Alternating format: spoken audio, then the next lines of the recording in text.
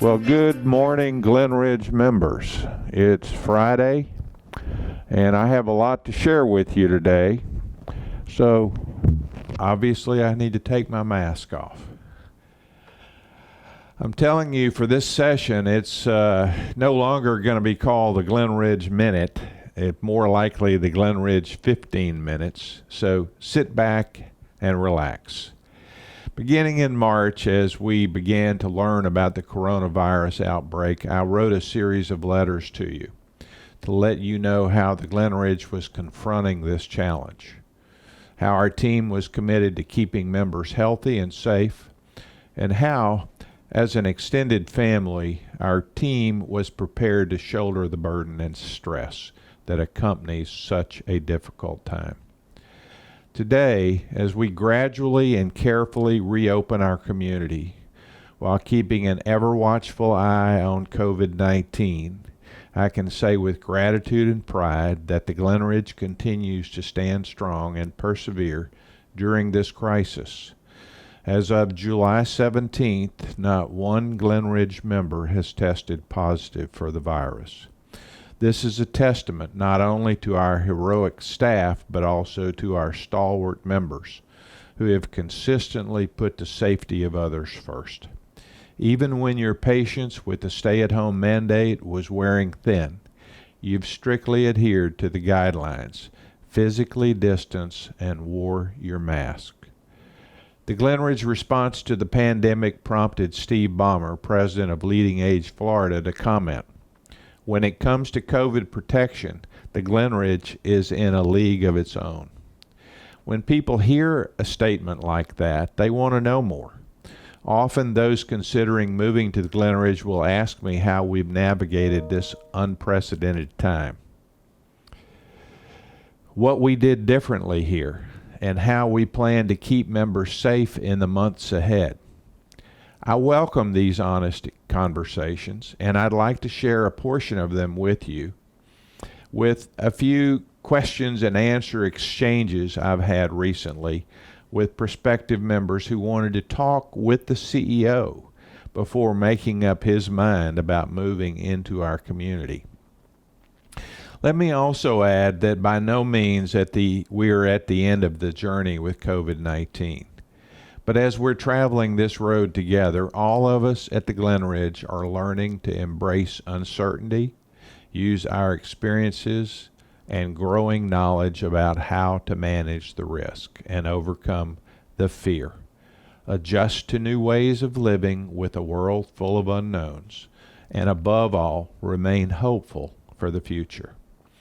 I can tell you with confidence that the very people contemplating moving to the Glenridge want to gather as much information as possible about their decision-making process. During the COVID outbreak, they've had even more questions, and most of these questions, understandably, are around safety. Just yesterday, I had a telephone conversation with a prospect about his concerns. Here's an outline of how that call went. Question: Jim, with COVID cases in Florida on the rise, why haven't you closed the campus back down by again asking members to shelter in place and not leave the campus? My answer was, because the Glenridge has been very aggressive in following all policies and guidelines related to COVID-19, we find ourselves in a very strong position health-wise, with no members having tested positive for COVID. Since March, we've relentlessly promoted social distancing, hand washing, temperature checks, screening, and wearing facial coverings in public. Early on, we distributed masks to all members and staff, and they are required to wear them outside their home. We have begun testing of all staff every 2 weeks, and we soon plan to offer that same testing regimen to members. We continue to implement enhanced sanitation measures throughout the community. While outside visitors are still not authorized to enter any area of our campus, we are discussing with our members their ideas on the subject while studying and reviewing common sense ways we will be able to allow visitors on a careful and thoughtful basis during the many months of pandemic that still lay ahead.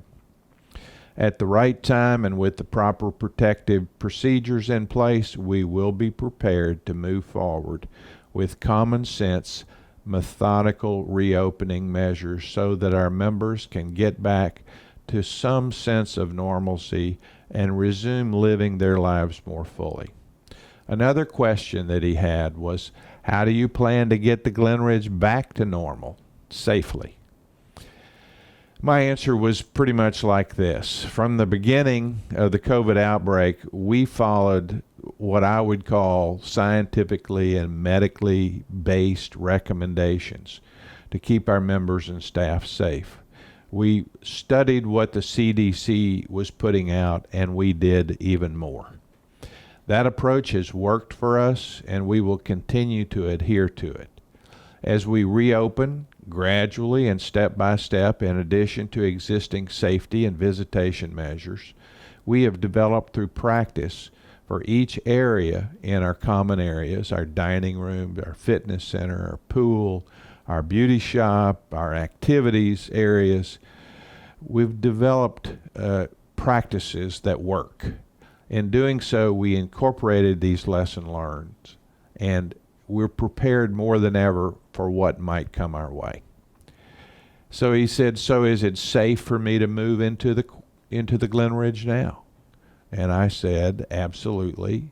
We've had a steady stream of move-ins since March, and the number of people who have been anxious to come here knowing that living at the Glenridge minimizes stress and worry continues to grow. And of course, we take all necessary safety precautions during move-ins.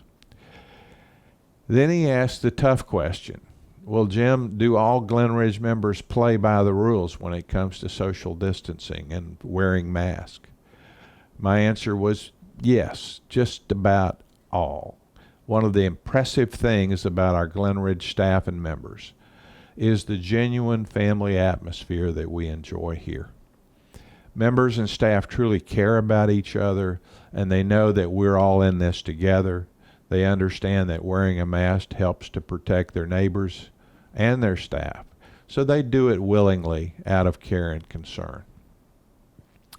Then he, with a bit of a joke, said, well, what would you do if I didn't comply with the rules? And I laughingly replied, well, everyone brings joy and happiness to the Glenridge. 99.9% when they enter, and 0.1% when they leave. The prospect I was talking to appreciated that answer. He said he'd been asking other CEOs of communities he was considering. And basically, they would beat around the bush and never answer the question. So I think we may have made a sale there. Question, you said 0 members have tested positive. How many employees have tested positive over the last 5 months? Well, the answer is our monthly average of positive tests for 350 employees is slightly less than 3 per month. Only 2 of those have actually shown any symptoms, for which I'm grateful. And most have had the required 2 negative tests and have returned to work. With that many employees coming and going through our main gate daily, I think it's solid evidence that our screening and containment measures are working. So enough of my conversation with the sales prospect. Now for the exciting part of my Glenridge Minute. The Living Well Clinic reopens Tuesday, July 21st, 2020. Going out to medical appointments for non-urgent care has proven to be a challenge for many of our members. We were happy when the Living Well Clinic was initially opened and our members were able to get clinical care for numerous medical needs. After a time for rethinking and reorganizing, I'm happy to announce that the clinic is opening next week and I hope you will all consider using the clinic and staying close to home. It's safer that way. To minimize unforeseen interruptions of services, we have contracted to have more than one advanced registered nurse practitioner work in our Living Well clinic. This will allow for you to have a choice of practitioner. On Tuesday of next week, Doug Tidwell, who's a nurse practitioner, will be joining our clinic. Doug is a family nurse practitioner who has both bachelor's and master's degrees in nursing. He's a member of the American Academy of Nurse Practitioners, the Sarasota County Nurse Practitioners Association, the Oncology Nursing Society, the American Heart Association. I've met Doug. I like Doug. He is going to be a great part of our team. In August, Doug will be joined by a second nurse practitioner, a lady who I will introduce you to within the next few weeks. Between her and Doug, they will take appointments at the clinic for 4 hours a day, Monday through Friday. If we can fill their schedules, their hours will increase to meet the demand. Remember that with COVID-19, the clinic will not be accepting walk-ins. We can't accept walk-ins. We need you to call ahead. So I'm going to be putting a letter out today about these details, but I'm just going to say them real quick. If you want to be seen, you call the clinic at 941-552-5262 to make an appointment. Clinic hours initially are going to be from 9 until 4, Monday through Friday. As we reopen, the nurse practitioner hours are scheduled from 9 until 1 on Monday, Wednesday, and Friday, and from 12 until 4 on Tuesday and Thursday. That's initially when the nurse practitioner will be there. Remember, an expansion of their hours is possible to meet member demand between the clinic hours of 9 until 4. Also worth noting is their ability to make house calls when needed. Now, how about that for service? Glenridge may be the only community in a long way to have house calls available by a nurse practitioner. If you call and the phone is not immediately answered, please leave a message and your call will be returned as soon as possible. Your call is very important. As many of you know, at this time, Nurse Lily is out for an extended period. We ask your patience, as in-clinic coverage may not be available for periods of time when the nurse practitioner is not in the clinic. This is not how we envisioned reopening with interrupted coverage, but again, unforeseen circumstances prevailed here. We expect that the clinic hours will have limited interrupted time will have unlimited interrupted time upon Nurse Lily's return.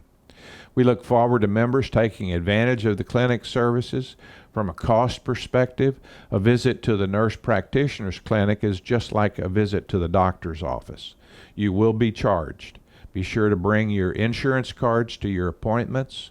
Billing for services will be handling through Connexus Medical Services, and we will receive invoices for them for any amount, and you will receive invoices from them for any amounts not covered by your insurance. The Living Well Clinic's purpose and philosophy of care hasn't changed. Our goal is to provide our members with excellent clinical services, and it's going to continue that way. As was always our plan, any profit that the Glenridge receives from operating the clinic will be going to build our Glenridge Benevolent Fund. As we continue our journey through the pandemic, know that we are all working together to provide you with the supportive services to help you stay safe as possible. Watch your in-house mail and the Glenridge Minute for more information about the clinic and its services over the next few weeks. Now, let me close with these thoughts. We will have some members test positive before this is over, probably sooner rather than later. We will provide the necessary services and resources to support any member who's not in the hospital, who does test positive until they're out of quarantine and test negative again.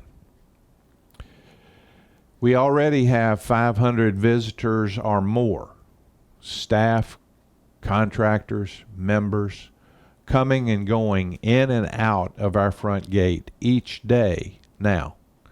Many of them are members, and with each passing day, more and more are coming and going and resuming a more normal life, but with their mask on. And remember, each time they enter the campus, they must pass the 6 screening questions. Every time they come on the campus, they have their temperature checked, and they sign that they're telling the truth. And I'll just remind you, everyone is held legally accountable if they don't tell us the truth. The above conditions can reasonably be expected to continue for the next 6, maybe 12 months. Allowing no member, family, guest, visitors poses a real hardship for those of our members who are not able to go off campus for whatever reason. Remember that we already have 500 plus visitors who work or live on the campus. This is particularly difficult for the 156 members who live alone on the Glenridge.